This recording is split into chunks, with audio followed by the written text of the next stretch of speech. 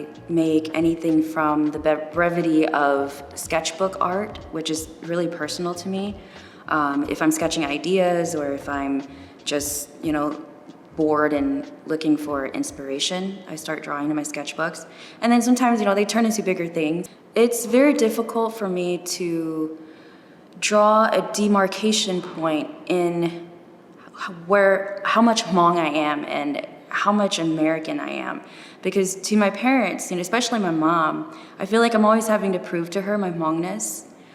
Whereas if I were, within a group of coworkers or, anywhere else, even growing up in a very small rural town in North Carolina, I felt like I wasn't American enough. Where do you fit in?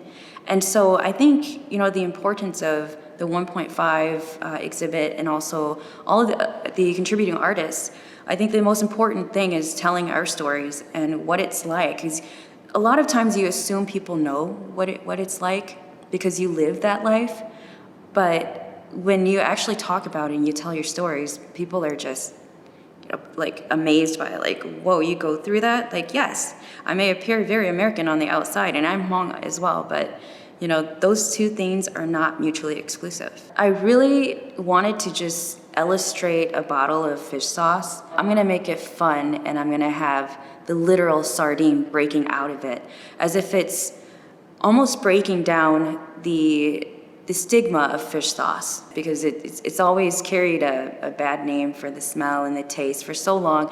And now, just like kimchi, it's becoming a trend. It's, everyone's using it.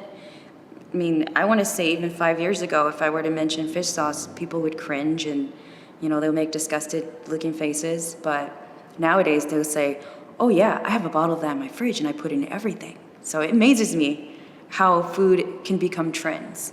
These are common household items and these are the things that we consume, but just putting a little fun twist to it.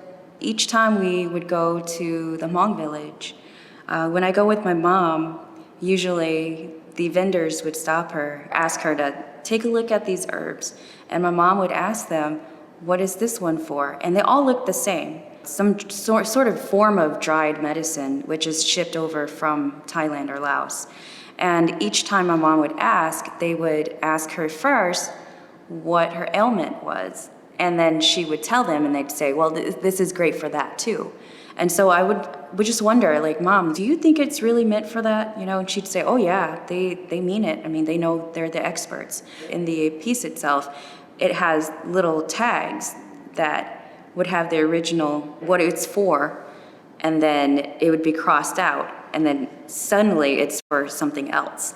Even more superficial, things that we want in life in America, all of a sudden, as opposed to your health. It's a little quirky, in a sense, but it does speak to how we've evolved being in America as opposed to what our parents have been through as immigrants.